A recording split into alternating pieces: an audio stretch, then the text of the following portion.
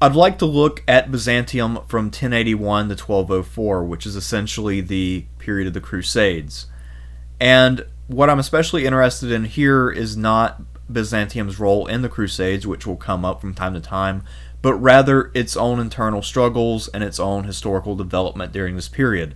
What we'll see is that the military aristocracy will rise to prominence and effectively weaken the state from within.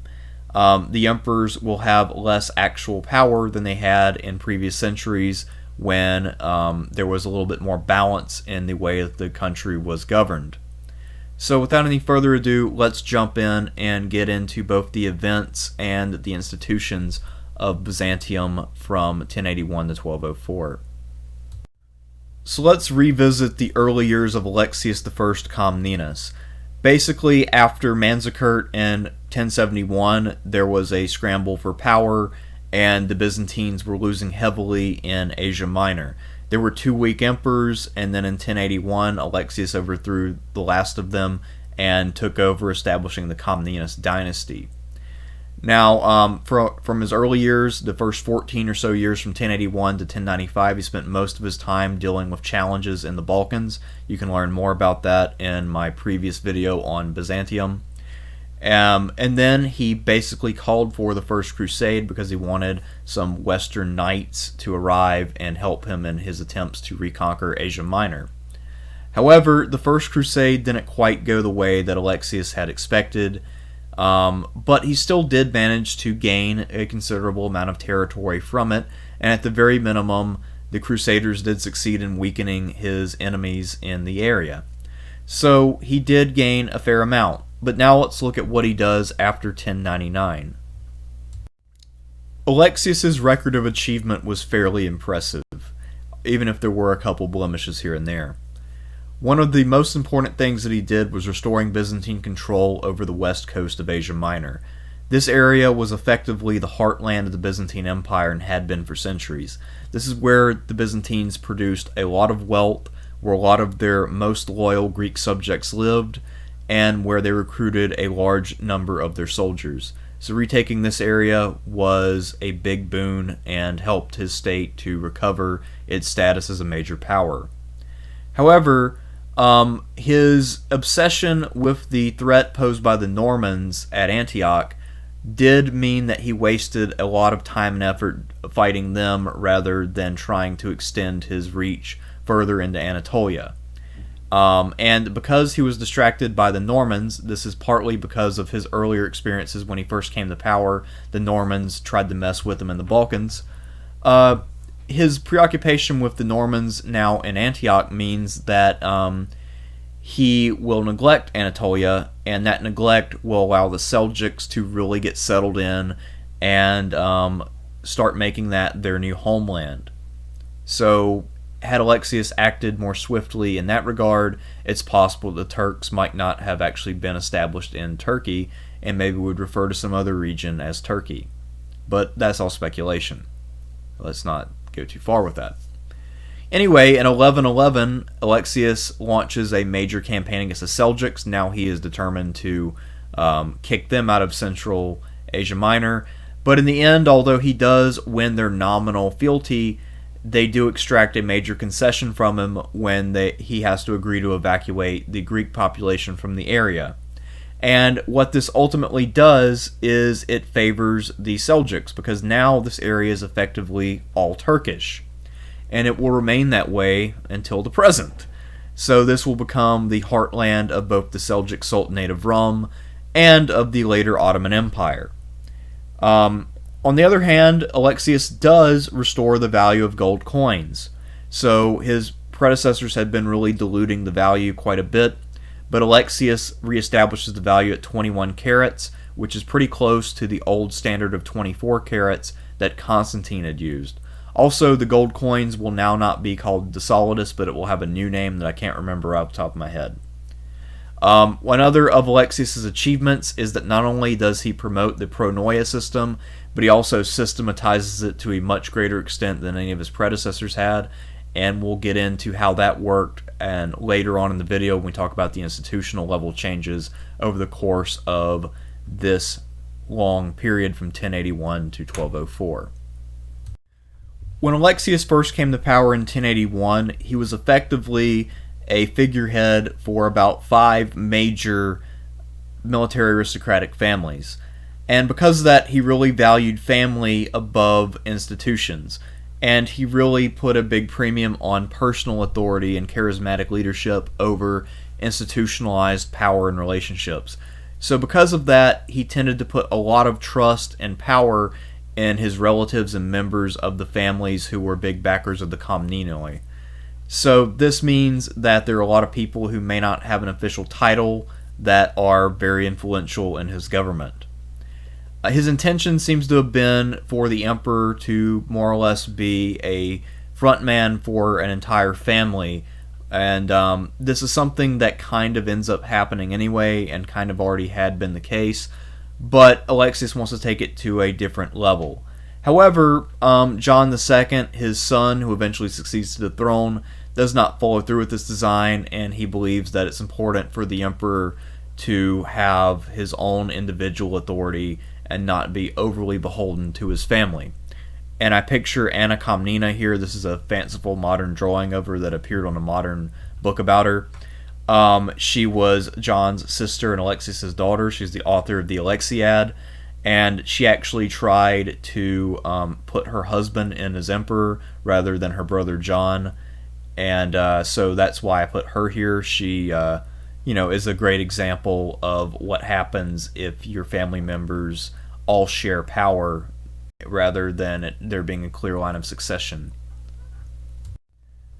So John II will rule from 1118 until 1143, and he tended to place power in the hands of individuals who were outside of his court circle, including a former Turkish slave and one of his childhood friends, John Axiuk, and John actually went on to become his chief general. Now, throughout his reign, because of the precedent that his father had tried to set that he had broken, John had to deal with conspiracies by his relatives, the first of which was the one by his sister Anna and her husband. And actually, her husband had been the one who had said no to the conspiracy and had become friends with John. So it's a sort of a weird thing where the husband, who someone else is trying to make emperor, is good friends with the emperor, and then other people are plotting to put him in over the emperor. So it was that was a really weird plot. I don't know if I explained that well enough, but anyway, you can look that up if you're interested. So his long-term objectives as emperor were to capture Antioch and also kick the Seljuk Turks out of central Anatolia. Basically, he had the same objectives as his father Alexius I. How does he do on that front? Here's a modern drawing of John II with his wife, who was originally a Hungarian princess. So, John II is someone who was pretty much successful at everything he tried, but somehow he didn't really manage to derive much benefit from all of his victories and successes. He launched campaigns in both the Balkans and Asia Minor over the course of his career. Most of those campaigns were pretty successful, but he didn't really take anything of note during that time. In 1122, the Patzinaks returned. They had been defeated by his father early in his reign, so it had been about 30 years. But John managed to win a hard-fought victory against them when the Varangian Guard, breaks the Patzinaks. And that's pretty much the last time we hear of the Patzinaks, at least in Byzantine history. So, between Alexius and John, that's one thing that they definitely accomplished. He has mostly good relationships with Serbia and Hungary. Obviously, he married a Hungarian princess, so, he's not doing too bad there. And Serbia is an area which will be trying to break away pretty soon, but for right now, things are good. And his father had actually signed a commercial treaty, which I talked about in my last video, where he ceded the trade rights in Byzantium to the Venetians. Well, John tries to break that treaty, and when he does, the Venetians attack, and they have to fight a 2-year war between 1124 and 1126. And then after that, he decides to restore the treaty because he has more important things to do, like fight the Seljuks. So from 1130 to 1143, he's back at war with the Seljuks, and he also attacks Antioch, but he doesn't win any decisive victories. Now, Late in 1142, he was on the verge of taking Antioch, but then winter set in, so he retreated to winter quarters in Cilicia. And he was planning on coming back the next year because he thought that Antioch was on the verge of breaking. In the Crusade videos, we saw that Antioch was never really all that strong and was always teetering. So, pretty reasonable to expect that the next year he'd manage to take Antioch. But unfortunately for him, in the early spring of 1143, he died in a hunting accident, and that is the end of his reign. So when John dies, he ends up being succeeded by one of his younger sons, Manuel. And it was unusual for a younger son to take the throne if the older brother was still around, but John insisted that Manuel have the throne. And Manuel was able to reconcile with one of his older brothers, and ultimately they were able to live in harmony and work together. Now, Manuel shares the goals of his father and his grandfather, and like them, he will rule for a long time. He'll be on the throne from 1143 until 1180. He has early campaigns in the east that are successful but not spectacular, so basically he is very much following in his father's footsteps. But then things change, because in 1146 he hears news that there's a crusade coming, and he begins to make preparations accordingly because he knows that crusades are dangerous to the Byzantines, at least potentially. So now let's think about the Second Crusade, but look at it from Manuel's perspective. So his goal was not about capturing Edessa or shoring up the position of Jerusalem and Outremer. His goal is to, 1, prevent the Crusaders from inflicting any harm on his empire, and then 2, making sure that Byzantium was in a good position to benefit from any of the victories that the Crusaders won. So to that end, he tries to build up a friendship with Conrad III, and by doing so, he's able to exclude the Normans from participating in the crusade. That's important because just like all of the rulers of his day, he was fearful of the Normans of Sicily, and he regarded them as an existential threat to the Byzantine realm. He also made a marriage alliance with Conrad, and they negotiated that out, and if that had gone through, then this would have meant that Manuel would have gained territory in South Italy as part of a dowry. Now keep in mind the Byzantines had been booted from Italy around the year 1000 or so because of the Normans, and Manuel had ambitions of restoring some Byzantine presence to South Italy. He also allows Byzantine ships to transport French and German troops to Acre, and that's something that was important to him, apparently, was getting them out of his way. Now, he's pretty successful in his aims, but because he was indifferent to the crusade and didn't send troops along like his grandfather Alexius had, once the crusade fails, this will help to build up anti-Byzantine sentiments in the West, and it will start to make the crusading types question the sincerity of Byzantine Christianity. Predictably, the Normans were not happy about getting snubbed from the Second Crusade because of Byzantine meddling. So Roger II of Sicily decided to invade Greece, and he raided Greek cities like Athens and Corinth, and he also carried off Jewish silk makers. In addition, he captured the island of Corfu on the west coast of the Balkans. This was once known as Corcyra, and it used to be a Greek polis. Anyway, so he captures that in 1147. So Manuel renews his ties with Venice, the commercial treaty that his father had rebelled against. And he does this to get ships because he needs help taking Corfu back. And while they're laying siege to Corfu, the Byzantines and Venetians bicker over various issues, probably over who's in charge, who's contributing what, the usual kind of stuff when you have two allies who don't really like each other working together. And in the meantime, to distract from the operation at Corfu, Roger sent another fleet into the Aegean to raid, and he also stirred up revolts by the Serbs and an attack by the Hungarians. Well, Manuel commands in person against the Serbs and Hungarians, defeats them handily, and then Corfu eventually caves in the same year in 1149. So Manuel is doing well. He's just won 3 major victories in a few years, and he also managed to avoid the worst parts of the Second Crusade. So he's riding high. However, Conrad III never came through with the dowry, so Manuel begins to build up an expedition to Italy. And eventually Conrad III will die before there's really anything that can be decided. And Manuel will actually make peace with the Normans. He'll invade South Italy, he'll take a city or two. One of his generals, well, I don't think he went in person. And by that demonstration of power, he showed that Byzantium was not to be trifled with, and the Normans behaved more respectfully after that. And actually, he became friends with the Norman ruler of the time.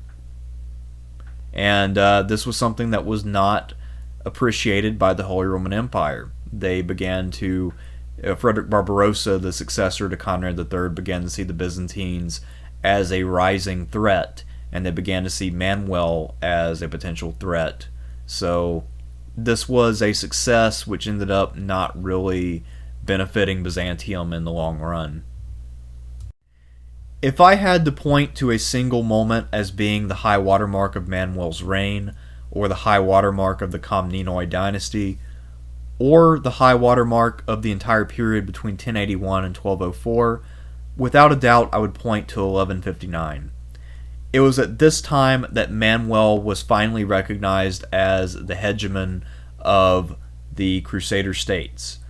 At this point, he is honored ceremonially by the Prince of Antioch and the King of Jerusalem when they enter the city after him, which means that they are recognizing the superiority of his status. After that, Manuel gets to participate in an elaborate tournament. Tournaments were a Western nightly thing. However, they were beginning to become popular with the upper classes of Byzantium, and Manuel was really at the forefront of this jousting craze. So he was probably thrilled beyond his wildest dreams to be a part of this and to really be accepted by these Crusaders in their tournament. Now, the thing is, success like this comes at a price. And all of Manuel's successes and displays of power really helped to put a big target on the back of Byzantium in the eyes of the powers of Europe. Frederick Barbarossa had participated in the Second Crusade. He had been the sort of second in command for his uncle Conrad III, and he had been a bit hot-headed back then, and he had gotten himself in a skirmish with some Byzantine troops. And apparently he had a personal dislike or vendetta against Manuel, because he began negotiating with the Sultan of Rum to try to set up a joint operation against the Byzantines. These negotiations didn't pan out, but it does show you the degree to which people were starting to get spooked about the rise in Manuel's power. Manuel enjoyed a lot of success in the Balkans during the middle and late phases of his reign. He managed to conquer Croatia, Bosnia, and most of Serbia during this time. At one point, he had an idea for trying to unify Byzantium with Hungary, and this was no doubt inspired by the fact that his wife was Hungarian and that he had some close ties with the Hungarian royal house. And at one point, he was considering marrying off his daughter to King Bela III and then leaving the entire empire to Bela, and thus creating a united realm, but that ended up not happening for various reasons. Later on, Manuel had to deal with a major Serbian revolt under Stefan Nemanja from 1166 to 1172. Later on, Stefan and his heirs would go on to found an independent Serbia, but they'd have to wait for old man Manuel to kick the bucket, and they'd have to exploit weaker rulers who were less able to oppose them. Things were going well enough for Manuel that he felt like he could take on bigger tasks. And one power that worried him was Venice. Now, by this point, the Byzantine navy is not what it used to be, and the Venetians are the premier naval power of the Eastern Mediterranean.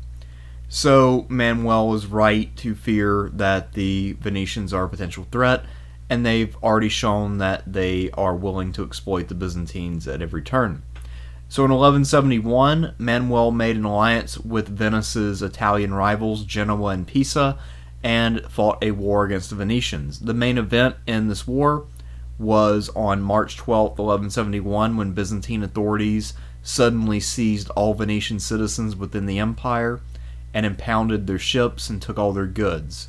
Later on in the 1180s, Andronicus I will offer compensation for this event, but for now, the Venetians are in a world of hurt because not only are they at war, but a lot of their foreign merchants are in prison. From about 1160 to 1175 or so, Manuel enjoyed great relations with both the Sultanate of Rome and the dynasty of the Danishmends to their north. So things were pretty stable, and both of these rulers acknowledged their vassalage to Manuel, and they had even visited him and paid him respect in Constantinople, a respect that he had returned. Well, the problem is the Sultan of Rome actually went on to conquer the Danishmends. So this meant that now one of Manuel's vassals had attacked another, so that meant that he had an obligation to weigh in. But more importantly, this meant that there was now a unified and much stronger Turkish state opposing Manuel in central Anatolia, and that is the largest threat that he had faced in the east up to this point. So in 1176, Manuel gathered a big army of around 25,000 or so men, and he marched into the Sultanate of Rome with the intention of conquering central Anatolia, including taking the capital of Rome at Iconium. So he brought along all his siege equipment.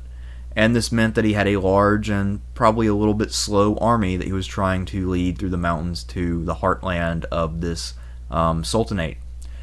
But the problem is, as he was crossing the mountains on September 17th, his army was surrounded in the mountains of Phrygia, and a long and indecisive battle was fought over the course of 2 days.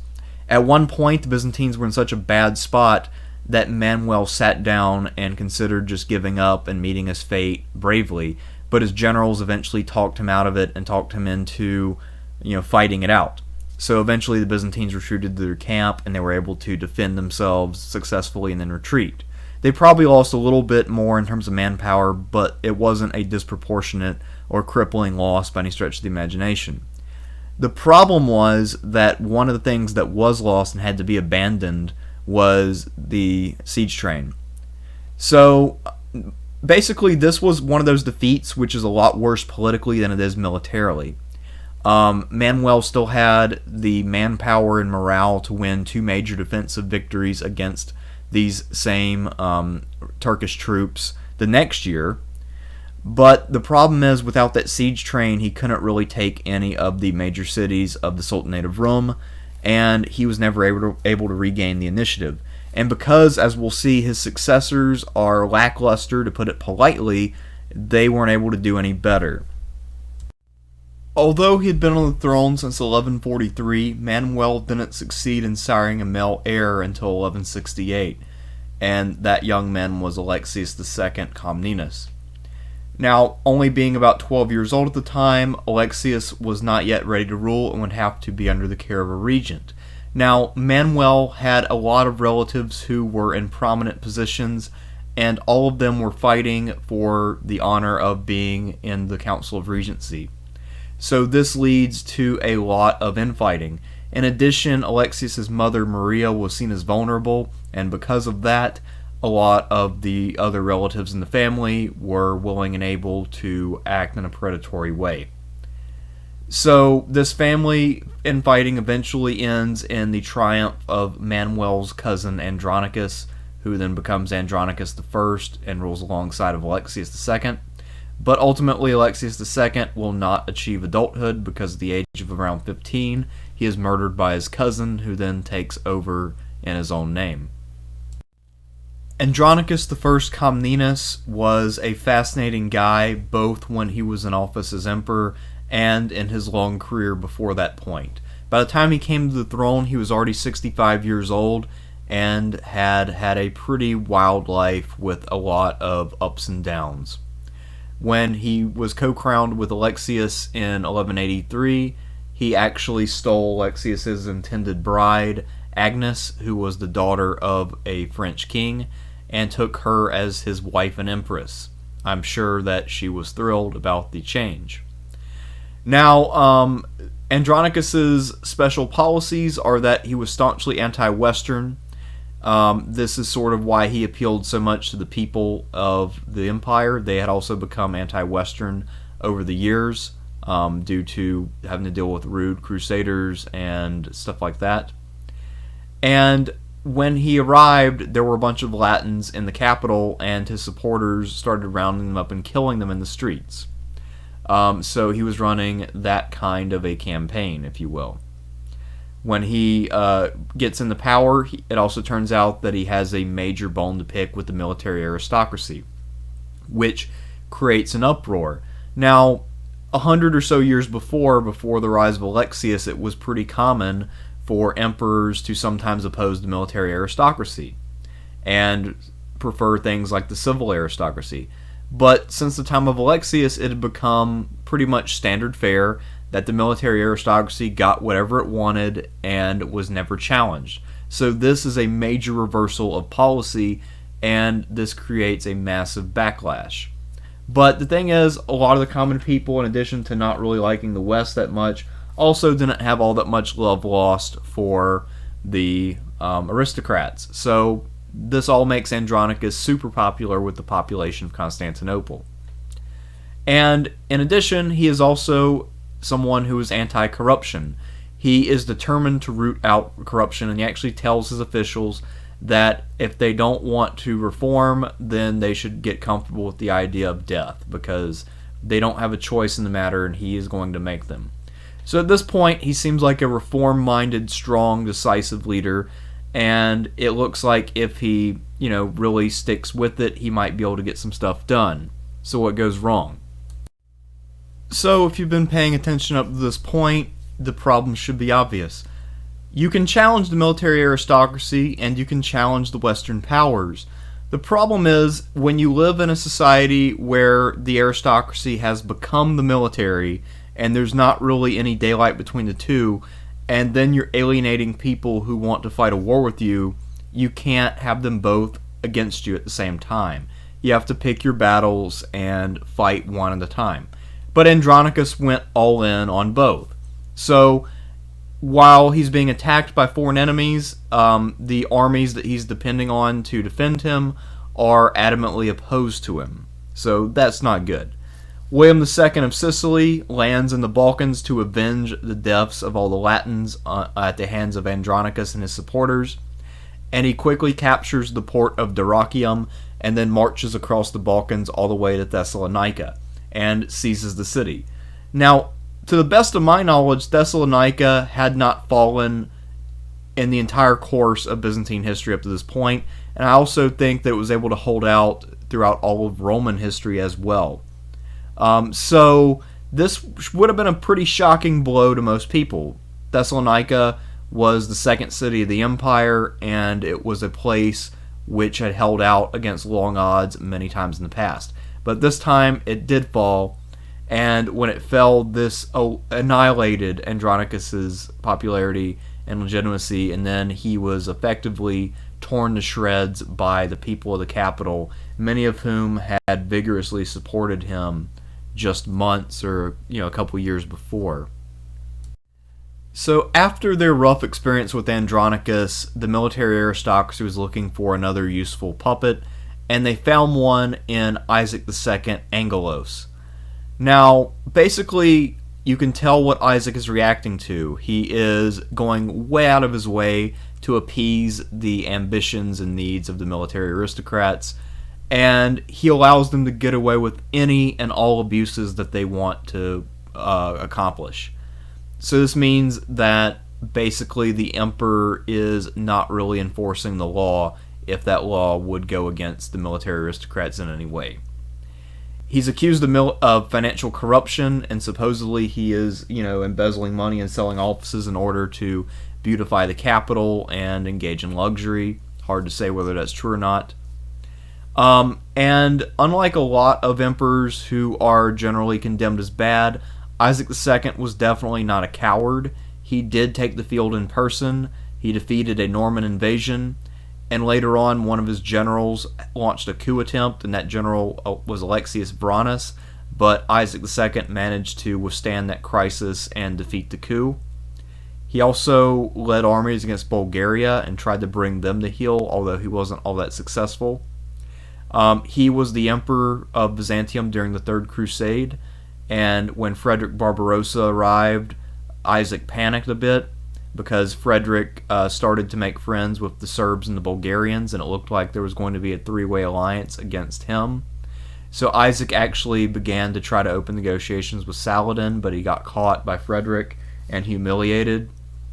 And it really did some damage, but ultimately Isaac was able to bounce back from that, got the Crusaders through his land, and then tried to get back on his feet in the Balkans. And he was having some, reasonable success, nothing to write home about, but he was starting to turn the tables when he got deposed by a relative. Isaac II was deposed and blinded by his older brother Alexius, who became Alexius III, and would rule for about 8 years from 1195 to 1203. Now, it's unclear exactly why Alexius III mounted a coup in the first place, since he really seems to have had no real interest in governing, and he was, to put it politely, an incompetent degenerate. At one point, Alexius III was in danger of having his empire conquered by the Holy Roman Emperor Henry VI, who claimed that he was going to avenge Isaac II. Not really clear exactly how that revenge would work, since his father, Frederick Barbarossa, and Isaac II had not exactly been best friends, but at any rate. So, as Emperor, Alexius III chose some pretty bad governors, and he also stood idly by as Serbia and Bulgaria went Catholic, and he couldn't really do much about it.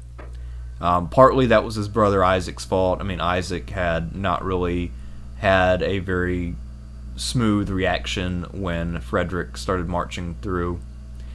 And also, the ineptitude of Alexius III played a key role in allowing the Serbian kingdom to get off the ground. This is the time when Serbia's main leader was getting older, and he retired and passed on the leadership to his son. So this was a moment that was a test for them, and having someone really weak on the Byzantine throne at the time was a real blessing for the Serbs. At the same time, there's a new leader in Bulgaria who's trying to break away from the empire, and his name is Kalajan. And Isaac II had successfully taken out his older two brothers, but as the youngest brother, he was still around. And he also will go Catholic and have himself crowned by one of the Pope's envoys. So we see that Alexius III can clearly see that he's losing influence within his sphere to Catholic-aligned powers, and he's not really doing anything to stem that tide. So while Alexius III is wasting away in Constantinople, Alexius IV is out looking for help. He wants to avenge his father Isaac II and rise to power in his own right. So Alexius goes around visiting various rulers of the West and trying to get them to put him back on his throne. Eventually, he comes across the men of the Fourth Crusade who are hanging out in the Adriatic, trying to pay off their debt to the Venetians who are shipping them to Egypt. And he decides to make them a deal that they can't refuse. He offers them to pay off their debt to the Venetians, to pay them 100,000 gold coins. In addition to that, he promises to make the Byzantine Church subordinate to the Pope, and he also promises to provide 10,000 soldiers for the Fourth Crusade, along with ships and all kinds of stuff. So it's basically the best offer that the Crusaders are going to get.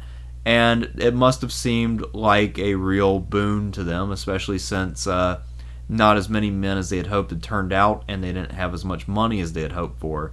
So now they were going to get it, and they were going to get it from an unlikely source. So the Crusaders are pretty happy. And they agree to go along with Alexius IV and put him in power. So Alexius arrives and he fights against his uncle. He and his Crusader friends do. And Alexius III flees, and that leaves Alexius IV in power. His father is then brought out and also made emperor again, and they co-rule for a very short amount of time. The problem is, especially the issue of submitting the Byzantine Church to the authority of the Pope in Rome, that's not a popular thing, and when Alexius also has to melt down public treasure and icons and things to try to raise money to pay off the Crusaders, this really stirs up lots and lots of resentment against him. And eventually this leads to rioting, and Alexius ends up being killed in the course of all of that and replaced by someone who has a much stronger stance against the Crusaders. And because we haven't seen enough guys named Alexius, the person who replaces the last of the Angelos emperors was also named Alexius. He was from the family Doukas, however, and he had a nickname of Murtzuphalus, which means the gloomy, but it can also be a reference to his eyebrows, which apparently were bushy.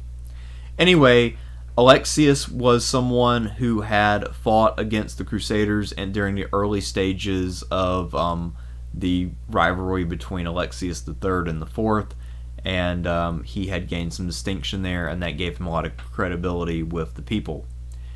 And as soon as he took power, he began to attack the Crusaders. He told them he was not going to honor the agreement that Alexius IV had made, and he was determined to fight it out. He sent for help to the governors of Byzantium, and he manned the walls, and he was ready to roll, at least at first.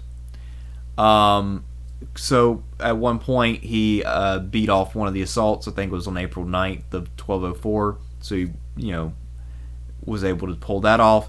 But then he decided to flee for his life, and he was nowhere to be found when the second assault came on April 12th. And the Crusaders were breaking into the city, and the situation could have been salvaged had there been a leader there. But the problem is the Varangian Guard decided to go on strike to try to negotiate higher wages. They said, hey, we're looking for a leader who's going to give us something for saving the situation. We could win the battle right now, but it would cost us a lot of blood, and we're just wondering, is this really worth our time to save you guys when you're broke as hell and you're probably not going to be able to really compensate us? So anyway, the Varangians, tried to offer their services to the new Latin overlords of Constantinople, and they were refused for the most part. But as this is going on, the Crusaders make their plans, and they come up with a scheme of division, and we'll talk about that next time we revisit Byzantium. But at any rate, for now, just suffice it to know that the Byzantine Empire gets carved up after the Crusaders overrun it in 1204. So now that we've gotten about 120 years or so of narrative history out of the way, let's go back and think about this from an institutional standpoint. This era, what I would call the long 12th century, since it extends from the end of the 11th into the early 13th, is really the story of the rise of the military aristocrats to complete dominance within the state. There had been an old conflict between the military and civil aristocrats in the era before Alexius I, but that era is now over, and the military faction is totally in charge. And if anything, it looks like the aristocrats became more and more militarized to the point that there no longer was a civil aristocracy. And because the Comnenoi were a product of the military aristocracy, there was no ideological daylight between them and their chief aristocrats, which means that rather than pushing for a stronger state at the expense of the provincial aristocrats, the Comnenoi share the concerns and interests of the provincial military aristocrats. Interestingly enough, one key difference between Byzantium and the West, which makes Byzantium not feudal, is that aristocrats in the East had a strong affiliation with cities, and they also had a part in the life of each city. So, unlike in the West, where one of the key sort of features of feudalism is that you see a conflict between the great landed lords out in the countryside and semi-independent towns who didn't pay tribute to those lords, In the east, no such division exists. So that's something to keep in mind if you're wondering why the Byzantines don't count as feudal. Alexius I is the person who really systematizes the pronoia system. Before, it had been kind of just like you get a grant and you're expected to be a soldier vaguely, but now under Alexius, each pronoia grant, based on its value, has a certain set of expectations in terms of military service. And this will be really laid out and regulated well under Alexius and his successors. The great lords would be people who would receive a large pronoia, and in addition to equipping themselves and showing up for battle, they would also be responsible for equipping others and bringing them along. So there were different levels of pronoia grants. Some were for equipping large numbers of men, others were individual grants. This system, had a fair amount of flexibility in that regard. Let's now look at the economy during the long 12th century. We really can't quite figure out if the Venetian trade agreement damaged the Byzantines or to what extent it damaged the Byzantines. The old assumption is that it made Byzantium impoverished, but modern archaeology has revealed that the Byzantine Empire was actually fairly prosperous during the 12th century. The state, however, was impoverished, and that is in large part due to the triumph of the military aristocracy, which were provincial landowners who didn't want to pay taxes. But most of the other parts of the empire were doing well. We'll talk about the cities and some other areas that were doing pretty well. We also see plenty of evidence of population growth, increased wealth, and more production and consumption pretty much throughout the empire. So the economy actually did well. However, the emperors of Byzantium did not really seem to gain too much from it. And based on the land policies that were pursued during this period, I'm willing to guess that most of the gains that were made went straight to the aristocrats and were not of much value to the lower classes. So Byzantine cities during the 12th century, let's talk about that. There had been urban revival that had begun as early as the 9th century after the end of the Byzantine Dark Ages, but we see that there's a lot more construction between the 11th and 13th centuries, and that this is when Byzantium returns to being a city of empires as its Roman predecessor had been. And there's a lot of regional variation in terms of city growth. The best place to be if you wanted to see cities grow up would be in the southern Balkans, and particularly in Greece, where a lot of those traditional cities like Athens made comebacks. This view is from the city of Mistras, which is about 5 miles or so from Sparta. This was a medieval settlement which sprang up during this period and was pretty prosperous. Now, we also see a return of monumental architecture, and this normally involved church building. So we see that lots of churches are being erected all throughout the empire, even in rural areas or in small villages. And this level of construction is something that really increases fairly dramatically. Unlike older cities of the ancient world, which were on a grid, the new growth cities of Byzantium will be designed along, I guess, what is often called like the Oriental pattern. We have lots of winding streets and alleys, and there's not a clear grid. So existing cities will begin to change towards that, and any new cities like Mistras will, have that built into it from the outset. We also see that there are differences in architectural styles depending on where you are in the empire. And the fact that there are regional architectural styles means that you have wealthy enough people around who want to develop new ways of building things, and it's a sign of general prosperity that you can, allow for this. So this was a generally prosperous time, and cities are the place where that was most felt and seen. And now let's briefly explore that fun catch-all, culture. Let's look at culture during the long 12th century. So, as I mentioned earlier with Manuel I, he was really into jousting and Western-style tournaments, but he wasn't alone. Most of the military aristocrats were into that kind of stuff. The people, not as much, because they didn't really like the Westerners in general, but the aristocrats really dug knights in shining armor, jousting and, smashing lances into each other.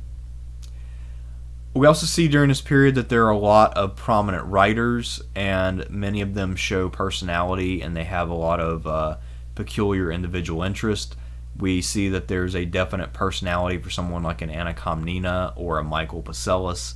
Both of them, have their own interest. Michael Pacellus is interested in the development of personality, for instance. So they all sort of start to branch out and build upon their classical inheritance and the sort of precedents laid out by previous writers.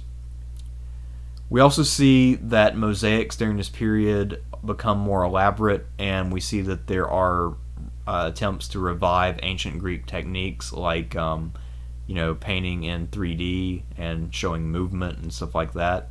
So rather than the flat face-forward 2D scenes of most Byzantine mosaics, we see that artists are experimenting with a lot more interesting stuff at this point.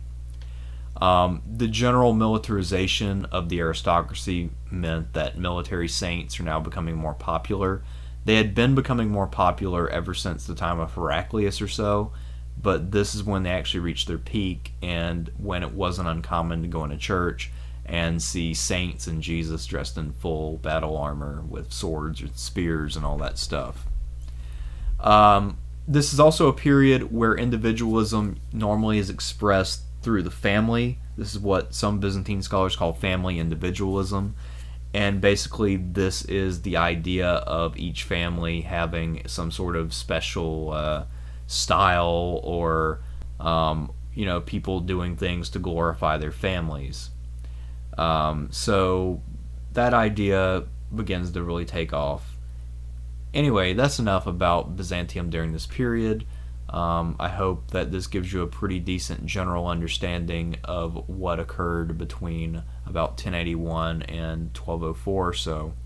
Eventually, I hope to come back to this topic and then finish up talking about the last days of the Byzantine Empire from 1204 all the way to 1453.